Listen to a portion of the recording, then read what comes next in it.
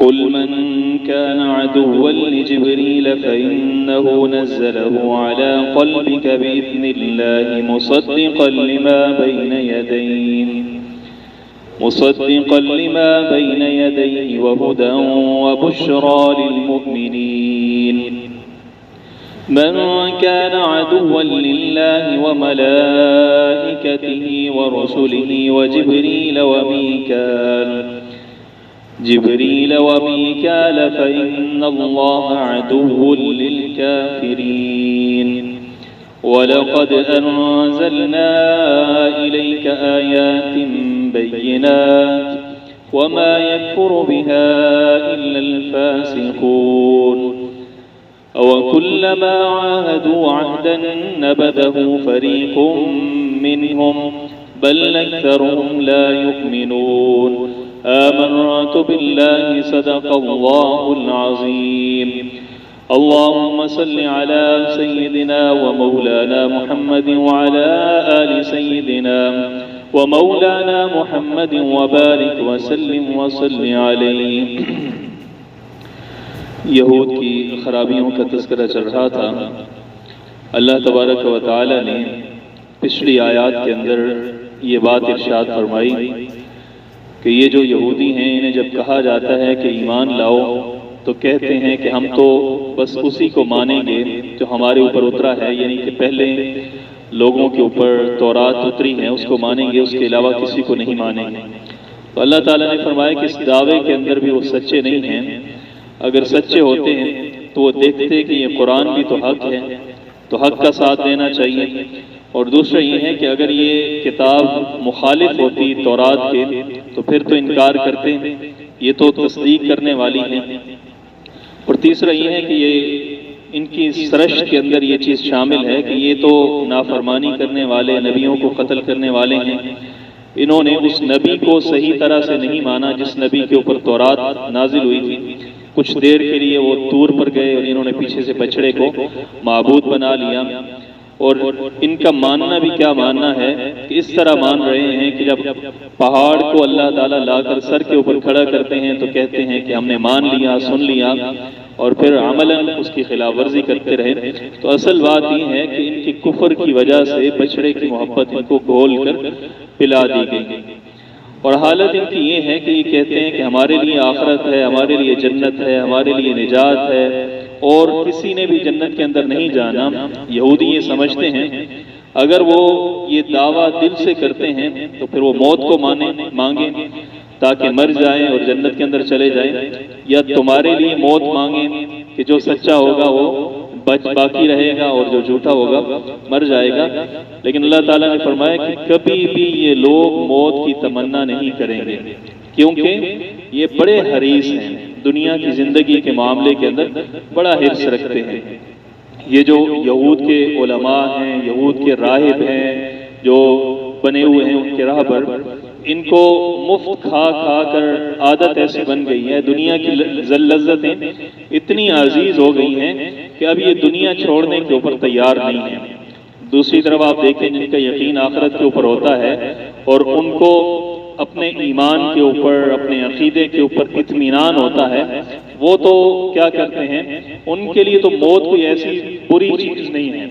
صحابہ کرام کی جو زندگی تھی، حضرت حذیفہ رضی اللہ تعالیٰ عنہ کے بارے میں آتا ہے کہ مرض الموت کے اندر وہ فرماتے تھے کہ جاء حبیب علی فاقتہ، وہ پیاری چیز آ گئی کہ جس کی ہمیں تمنا تھی، تلاش تھی. اسی طرح حضرت عمار رضی اللہ تعالیٰ عنہ کے بارے میں آتا ہے کہ وہ جب جنگ کے اندر شریک ہوئے تو فرمایا کرتے تھے غدن نلقی الاحبۃ، کہ کل ہم کیا کریں گے، شہید ہو کر اپنے پیاروں سے ملیں گے، یعنی کہ آپ صلی اللہ علیہ وسلم سے جا کر ملیں گے، صحابہ کرام سے ملیں گے. حضرت بلال رضی اللہ تعالیٰ عنہ کے بارے میں آتا ہے کہ جب وفات کا وقت ہوا تو آس پاس لوگ رونے لگے تو انہوں نے فرمایا کہ الموت جسر، موت تو ایک پل ہے، یوصل الحبیب الی الحبیب، جو پیاروں کو پیاروں سے ملاتی ہے. یعنی کہ جن کو یقین ہوتا ہے نا اپنے ایمان کے اوپر، عقیدے کے اوپر، ان کے لیے موت اتنی ناپسندیدہ چیز نہیں ہوتی. لیکن ان کی حالت تو یہ ہے کہ کہتے ہیں کہ جنت، نعمتیں، یہ ساری چیزیں ہمارے لیے ہیں، اور لالچ اتنا زیادہ ہے ان کو دنیا کا کہ وہ مشرکین مکہ جو آخرت کو مانتے نہیں، جنت کو مانتے نہیں، جن کے تصور کے اندر بھی جنت کی نعمتیں نہیں ہیں، کیونکہ وہ عقیدہ ہی نہیں رکھتے، ایمان ہی نہیں رکھتے، ان سے بھی زیادہ یہ یہودی جو ہیں یہ کیا کرتے ہیں، زندگی سے پیار کرتے ہیں، کہتے ہیں کہ چاہتے ہیں کہ 1000 سال لمبی عمر ہو جائے۔ اللہ تعالیٰ فرماتے ہیں کہ 1000 سال لمبی عمر لے کر کیا کرو گے؟ 1000 سال لے لو، 5000 سال لے لو، ایک دن مرو گے، عذاب تو تم نے بھگتنا ہے، تو عذاب سے یہ لمبی عمر تمہیں بچا نہیں سکتی۔ اب یہاں آیت نمبر 97 سے اللہ تعالیٰ کچھ یہودیوں کے شبہات کا جواب دے رہے ہیں، ان کے کچھ سوالات کا، شبہات کا، اعتراضات کا جواب دے رہے ہیں کہ ہم اس کتاب کو اور اس رسول کو نہیں مانتے۔ وجہ کیا ہے؟ ایک وجہ تو یہ ہے کہ اس کو لانے والے حضرت جبریل علیہ السلام ہیں، اور حضرت جبریل علیہ السلام کے ساتھ ہماری بنتی نہیں ہے۔ چنانچہ تفسیروں کے اندر آتا ہے، روایات کے اندر آتا ہے کہ آپ صلی اللہ علیہ وسلم نے جب دعوت دی، یہود آئے ملاقات کرنے کے لیے، تو ان یہودیوں میں سے ایک بڑا جو یہودیوں کا عالم تھا ابن سوریہ، وہ بھی آیا، اور اس نے آ کر کہا کہ میں آپ سے چند سوالات کروں گا، ایسے سوالات ہوں گے جو اللہ کے نبی کے علاوہ ان کا جواب کوئی نہیں دے سکتا۔ تو آپ صلی اللہ علیہ وسلم نے فرمایا کہ آپ پوچھیے۔ تو ابن سوریہ نے سب سے پہلا سوال یہ کیا کہ جب آپ سوتے ہیں تو آپ کی کیفیت کیا ہوتی ہے، کس طرح سوتے ہیں، سونے میں آپ کی حالت کیسی ہوتی ہے؟ تو آپ صلی اللہ علیہ وسلم نے فرمایا کہ ان عینی تنامان، میری جو آنکھیں ہیں وہ تو سوتی ہیں، ولا ینام قلبی، لیکن میرا دل نہیں سوتا۔ یعنی کہ جس طرح عام انسان سو جائے تو غفلت کا شکار ہو جاتا ہے، اس کو بالکل کسی بات کا پتہ نہیں ہوتا، تو میری آنکھیں تو بند ہوتی ہیں لیکن میرا دل جاگتا رہتا ہے۔ تو اس نے کہا کہ اللہ کے نبی ایسے ہی سوتے ہیں۔ پھر اس نے سوال کیا کہ آپ یہ بتائیے کہ یہ جو اولاد میں کبھی بیٹا ہوتا ہے کبھی بیٹی ہوتی ہے، اس کی وجہ کیا ہے؟ تو آپ صلی اللہ علیہ وسلم نے فرمایا کہ عورت اور مرد مادہ تولید جس کا غلبہ پا جاتا ہے، جنس اسی کی طرف ہو جاتے ہیں۔ اب غلبے کا کیا مطلب ہے یہ اللہ تعالیٰ بہتر جانتے ہیں، مقدار کے اندر غلبہ ہے یا سبقت کے اندر غلبہ ہے یا صفات کے اندر غلبہ ہے، تو یہ آپ صلی اللہ علیہ وسلم نے جواب دیا۔ تو کہنے لگا کہ آپ کا یہ جواب بھی ٹھیک ہے۔ پھر اس نے پوچھا کہ جنت میں جب لوگ جائیں گے تو جنتیوں کو سب سے پہلے کون سی ڈش ملے گی؟ تو آپ صلی اللہ علیہ وسلم نے فرمایا کہ جب جنتی جنت میں جائیں گے تو جنت کی سب سے پہلی جو نعمت اور کھانے کے لیے جو چیز ان کو ملے گی وہ مچھلی کے جگر کا بڑا ہوا حصہ جو تلی ہے وہ ان کو سب سے پہلے ملے گی۔ آپ صلی اللہ علیہ وسلم نے فرمایا کہ اس کے بعد اللہ تعالیٰ جنتیوں کی مہمانی اس طرح کریں گے کہ جنت کا وہ بیل جو جنت کی کھیتوں کے اندر چرنے والا ہوگا، کناروں کے اوپر چرنے والا ہوگا، اس کا گوشت جو ہے وہ جنتیوں کو دیا جائے گا۔ تو کہنے لگا کہ آپ کے سوالات سارے، آپ کے جو جوابات ہیں وہ سارے کے سارے ٹھیک ہیں۔ آپ صلی اللہ علیہ وسلم سے نے فرمایا تو پھر ایمان کیوں نہیں لاتے؟ تو کہنے لگا کہ ایک سوال رہتا ہے، اگر آپ اس کا جواب دے دیں تو پھر ہم مان لیں گے۔ تو آپ صلی اللہ علیہ وسلم نے فرمایا کہ پوچھیں۔ تو اس نے کہا کہ آپ کے اوپر کون سا فرشتہ وحی لے کر آتا ہے؟ آپ صلی اللہ علیہ وسلم نے فرمایا کہ میرے اوپر جبرائیل جو ہے نا وہ وحی لے کر آتا ہے۔ تو کہنے لگا کہ اگر جبرائیل وحی لے کر آتا ہے تو پھر ہم آپ کے اوپر ایمان نہیں لاتے، اگر میکائیل لے کر آتا ہوتا تو پھر ہم آپ کے اوپر ایمان لے آتے۔ وجہ کیا ہے؟ وجہ یہ ہے کہ یہ جو جبرائیل ہے یہ ہمارا دشمن ہے۔ دشمنی کی وجہ کیا ہے؟ دشمنی کی وجہ یہ ہے کہ جتنے بھی ہمارے بڑوں کے اوپر عذاب آئے ہیں لے کر آنے والا حضرت جبریل علیہ السلام، تو ہماری حضرت جبریل علیہ السلام کے ساتھ کیا ہے؟ مخالفت ہے۔ یہ سارے یہودی ایسے نہیں کہتے تھے، بلکہ یہودیوں کے خاص کچھ طبقات تھے، وہ اس طرح کا تصور رکھتے تھے کہ جبریل کیا ہے؟ وہ ہمارے دشمن ہیں۔ اور دوسرا ایک دو وجوہات اور بھی اس نے بتائی۔ ایک وجہ یہ بتائی کہ یہ جو حضرت جبریل علیہ السلام ہے نا، ان کی وجہ سے ہمیں بڑا نقصان اٹھانا پڑا۔ وہ کیسے؟ کہنے لگا کہ ہمیں ہمارے بزرگوں نے، پیغمبروں نے بتایا تھا کہ ایک بادشاہ آئے گا پختہ نصر، اس کی یہ نشانیاں ہوں گی، یہ کام کرتا ہوگا، اور اگر وہ بچپن کے اندر تمہیں مل جائے تو تم اس کو کیا کر دینا؟ قتل کر دینا، اور اس کی یہ نشانی ہے۔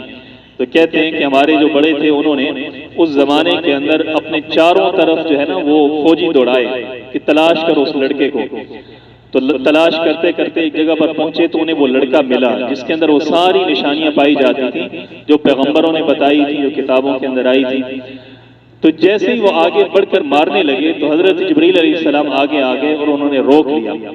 انہوں نے کہا کہ دیکھو اگر تو یہ وہی بخت نصر ہے جس نے تمہیں آ کر مارنا ہے، یہودیوں کو مارنا ہے، تو تم اس کو قتل نہیں کر سکتے، اور اگر یہ وہ نہیں ہے اور تم اس کو قتل کر دو گے تو پھر کیا ہو جائے گا، تم ایک بے گناہ کو قتل کر دو گے. تو کہتے ہیں کہ چنانچہ ہمارے جو لوگ تھے وہ واپس آ گئے، بخت نصر پڑا ہوا، اور اس نے آ کر فلسطین اور شام اور ان علاقوں کی اینٹ سے اینٹ بجا دی، اور کتنی بڑی تعداد کے اندر یہودیوں کو گرفتار کر کے وہ بابل کے اندر، عراق کے اندر لے گیا، عورتوں کو باندیاں بنا لیا، اور وہ جو مذہبی ان کا مسجد اقصی کی جگہ تھی ساری ہیکل سلیمانی، اس کو سارے کے سارے تباہ کر دیا. تو اس نے ہمارا بڑا نقصان کیا. تو جبرائیل چونکہ آپ کے اوپر وہی لے کر آتا ہے اس لیے ہم آپ کے اوپر ایمان نہیں لاتے. اور تیسرا وہ یہ بھی کہتے تھے کہ یہ جبرائیل آپ کے پاس آ کر ہماری چغلیاں لگاتا ہے. ہم جو مشاورت کرتے ہیں بیٹھ کر وہاں پر جو مشورے کرتے ہیں، پلاننگز کرتے ہیں، یہ جبرائیل علیہ السلام آپ کو بتا دیتے ہیں، تو چغلیاں کرتے ہیں، اس لیے ہم آپ کے اوپر ایمان نہیں لاتے. اللہ تعالیٰ نے اس شبے کا جواب دیا، قل آپ فرما دیجئے، من کانا جو شخص عدوا دشمن ہے لجبریل، جبریل کا دشمن ہے. تو یہاں پر عبارت معذوف ہے کہ جو بندہ جبریل کا دشمن ہے وہ کیا ہے، وہ خطا کے اوپر ہے. یہ غلط بات ہے کہ جبریل کے ساتھ دشمنی کرے، یہ کوئی انصاف کی بات نہیں ہے. کیوں؟ کیونکہ فَإِنَّهُ پس بے شک وہ جبرائیل نزلہ اس کو اتارا ہے علی قلبک آپ کے دل کے اوپر بإذن اللہ، اللہ تعالیٰ کے حکم سے. یہ جو جبریل علیہ السلام اترتے ہیں آپ کے دل کے اوپر وہی لے کر آتے ہیں، یہ اپنی مرضی سے نہیں آتے بلکہ اللہ تعالیٰ کی اجازت سے، اللہ تعالیٰ کے اذن سے آتے ہیں. تو جبریل کے ساتھ دشمنی کرنا تو کوئی بنتا ہی نہیں ہے، وہ تو سفیر ہے، وہ تو قاصد ہے، اس سے بڑھ کر نہیں ہے. تو علی قلبک بإذن اللہ. اور دوسری بات یہ ہے کہ اگر جبریل ایسی چیز لے کر آتا جو پہلے والی چیزوں کے مخالف ہوتی پھر بھی کوئی تک بنتی تھی، لیکن یہاں پر تو یہ ہے کہ مصدقاً تصدیق کرنے والا ہے، لما بین یدیہ جو پہلے کتابوں کے اندر جو مضامین، جو باتیں، جو عقائد آئے ہیں، یہ جبریل جو پیغام لے کر آتے ہیں یہ سارے کا سارا کیا ہے، مصدقاً تصدیق کرنے والا ہے. اور فرمائے کہ وہ ہدن، اور یہ کیا ہے، ہدایت ہے، وبشرا اور خوشخبری ہے، للمؤمنین مومنوں کے لیے. اس ہدایت کو جو اپنا لیتا ہے اس کے لیے یہ کیا ہے، خوشخبری. من کان عدوا للہ جو شخص دشمن ہوا للہ اللہ تعالیٰ کا، وملائکتہ اور اس کے فرشتوں کا، ورسلہ اور اس کے رسولوں کا، وجبریل اور جبریل کا دشمن ہوا، ومیکال اور میکال کا دشمن ہوا، فإن اللہ پس بے شک اللہ تعالیٰ عدو دشمن ہے للکافرین کافروں کا. یعنی کہ جس نے اللہ کی دشمنی کی، فرشتوں کی دشمنی کی، یا ملائکوں کی یا فرشتوں کی یا جبرائیل میکائیل کی دشمنی کی، تو اس نے کفر کیا. فإن اللہ عدو للکافرین پس بے شک اللہ تعالیٰ کیا ہے، عدو دشمن ہے للکافرین کافروں کا.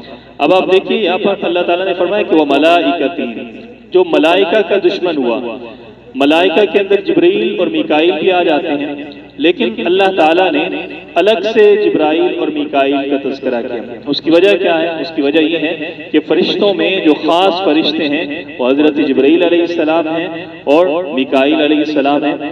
جتنے امور شریعت سے متعلق ہیں، دین سے متعلق ہیں، وحی سے متعلق ہیں، ان کا انچارج اللہ تعالیٰ نے حضرت جبرائیل علیہ السلام کو بنایا ہوا. اور جتنے تکوینی امور ہیں، بارشوں کا ہونا، رزق کے معاملات، باقی جو سلسلے ہیں تکوینی امور ہیں، ان کی جو انچارج ہیں وہ اللہ تعالیٰ نے حضرت میکائیل کو بنایا ہے. تو یہ کہتے تھے کہ جبرائیل علیہ السلام کے علاوہ ہم کیا کر لیتے. اصل بات وہی ہے جو ہم پنجابی کے اندر کہتے ہیں نا کہ من حرام ڈھیر. اگر آپ صلی اللہ علیہ وسلم فرماتے ہیں کہ میکائیل لے کر آتے ہیں تو وہ کیا کہتے ہیں کہ جبرائیل لے کر آتے ہیں نا، تو پھر ہم مان جاتے ہیں. اصل چیز تو حسد تھا نا، بغض تھا، ماننا تو انہوں نے تھا نہیں. تو اس لیے انہوں نے کیا کہا کہ چونکہ حضرت جبرائیل علیہ السلام لے کر آتے ہیں اس لیے ہم ان کو تسلیم نہیں کرتے. فإن اللہ عدو للکافرین جو دین پہنچانے کا ذریعہ بنتا ہے اس کے ساتھ انسان جب دشمنی کرتا ہے تو گویا کہ وہ اللہ تعالیٰ کے ساتھ دشمنی کرتا ہے. یہ حضرت جبرائیل علیہ السلام ذریعہ بنے ہیں اللہ تعالیٰ سے پیغام لے کر آپ صلی اللہ علیہ وسلم تک آتے ہیں. یہ وسیلہ ہے، ذریعہ ہے. جو ان کے ساتھ دشمنی رکھتا ہے وہ کیا ہو جاتا ہے؟ کافر ہو جاتا ہے. اس کی دشمنی اللہ تعالیٰ کے ساتھ ہوتی ہے.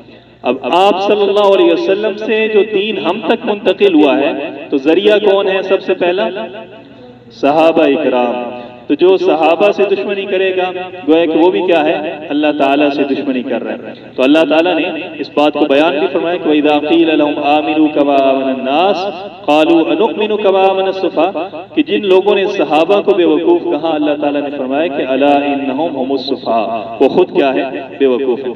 فَإِنَّ اللَّهَ عَدُوٌّ لِلْكَافِرِينَ اس سے پتہ چلتا ہے کہ اللہ کے نیک بندوں کے ساتھ جب آپ بغض رکھتے ہیں تو وہ دراصل اللہ تعالیٰ کے ساتھ بغض ہوتا ہے. آپ صلی اللہ علیہ وسلم نے فرمایا کہ من عادى لي وليا فقد آذنته بالحرب. اللہ تعالیٰ فرماتے ہیں کہ جو میرے کسی ولی کے ساتھ دشمنی رکھتا ہے اس کے ساتھ میرا اعلان جنگ ہے. تو اللہ تعالیٰ کے ولیوں کا احترام کرنا یہ کیا ہے؟ ایمان کا حصہ ہے. اور اکثر موقعوں پر انسان جب اس معاملے کے اندر غفلت کا مظاہرہ کرتا ہے انسان سے ایمان والی نعمت بھی اللہ تعالیٰ چھین لیتے ہیں. فَإِنَّ اللَّهَ عَدُوٌّ لِلْكَافِرِينَ وَلَقَدْ أَنزَلْنَا إِلَيْكَ اور تحقیق ہم نے اتارا إِلَيْكَ آپ کی طرف آیتیں اتاری، معجزات، دلائل، قرآن کی آیات، بینات جو بالکل واضح ہیں. وَمَا يَكْفُرُ بِهَا اور نہیں انکار کرے گا ان آیات کا، ان نشانیوں کا، إِلَّا الْفَاسِقُونَ مگر فاسق لوگ. فاسق کہتے ہیں ایسا انسان جو حد انسانیت سے نکلنے والا ہے، حدوں کو کراس کرنے والا. یہاں پر فاسق سے مراد وہ فاسق نہیں ہے. ایک تو فاسق وہ ہوتا ہے نا جو عمل کا فاسق ہوتا ہے، یعنی کہ مومن ہے، مسلمان ہے اور اس سے گناہ کبیرہ سرزد ہو جاتے ہیں، اس کو فاسق کہا جاتا ہے. لیکن یہاں پر فاسق سے مراد کیا ہے؟ عقیدے کا فسق، عقیدے کے اندر جو بگاڑ ہوتا ہے. وما يكفر بها الا الفاسقون او كلما اللہ تعالیٰ فرماتے ہیں کہ یہ جو عادتیں کر رہے ہیں یہ ان کی آج کی عادت نہیں ہے بلکہ ان کی فطرت ہی ہے. ایک تو مرض ہوتا ہے، تھوڑا مرض ہوتا ہے، یعنی کہ مرض بڑا ہوتا ہے لیکن تھوڑی دیر کے لیے ہوتا ہے. اور ایک کیا ہوتا ہے؟ مرض چھوٹا ہوتا ہے، لمبا ہوتا ہے. اللہ تعالیٰ فرماتے ہیں کہ ان کا مرض لمبا بھی ہے اور بڑا بھی ہے. لمبا اس طرح ہے کہ جو بھی رسول آتا ہے اس کی تکذیب کرتے ہیں، تو صدیوں سے یہ چیز چل رہی ہے. اور شدید اتنا ہے کہ یہ کیا کرتے ہیں؟ نبیوں کو جھٹلاتے ہیں، نبیوں کو قتل کرتے ہیں.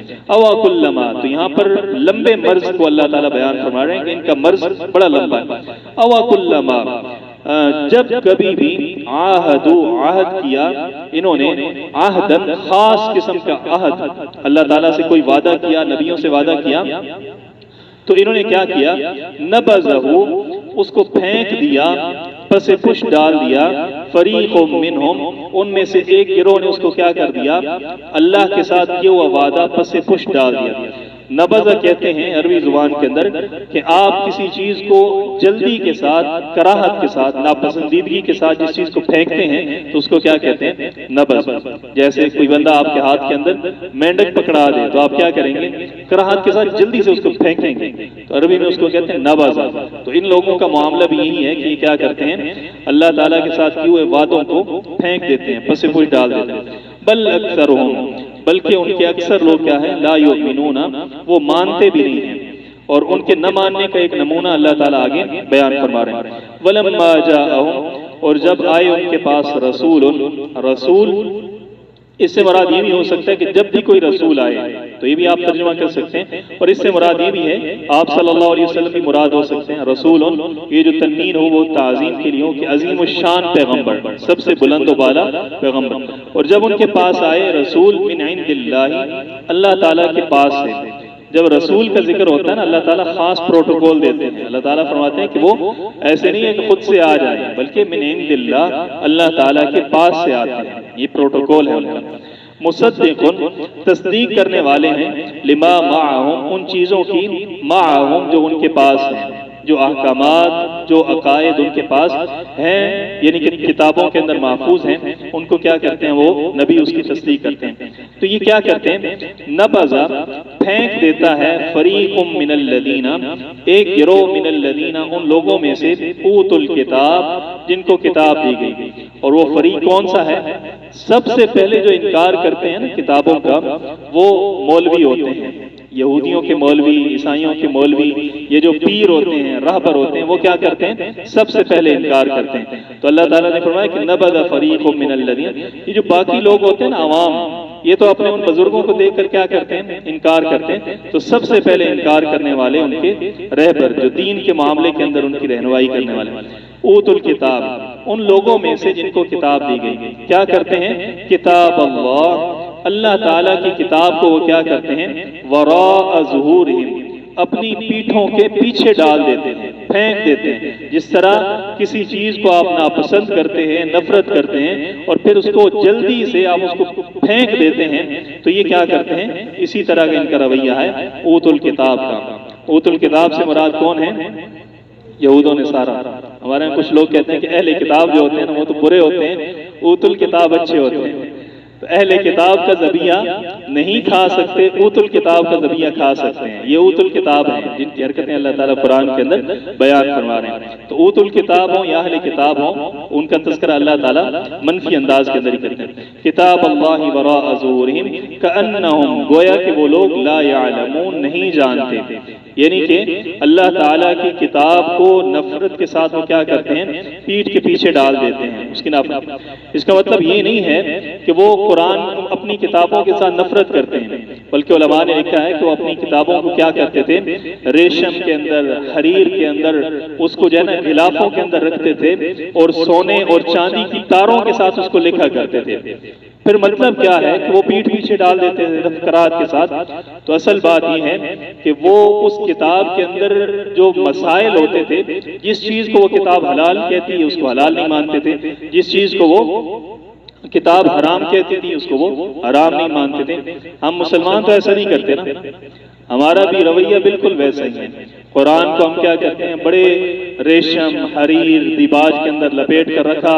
ہمارے آپ دیکھتے ہیں کہ قرآن کی نمائش لگی ہوئی ہے جی، اتنا چھوٹا قرآن لکھا گیا جی، اتنے من کا قرآن لکھا گیا جی، چاولوں کے ساتھ قرآن لکھا گیا، دھاگے کے ساتھ قرآن لکھا گیا، اس کی نمائشیں ہوتی ہیں، لوگ ٹوٹ پڑتے ہیں، بڑا رش ہوتا ہے۔ لیکن جب ماننے کی بات آتی ہے، قرآن کے اندر لکھا ہے لا تقربوا الزنا، زنا کے قریب نہ جاؤ، غیبت نہ کرو، یہ نہ کرو، وہ نہ کرو، تو ماننے کے قریب ہم نہیں جاتے۔ ویسے ہم کیا کر رہے ہوتے ہیں؟ سارے معاملات کو کر رہے ہوتے ہیں۔ تو یہ یہودیوں کا جو رویہ تھا، آج ہمارا بھی وہی رویہ ہے۔ کتاب اللہ وراء ظہورہم کأنہم لا،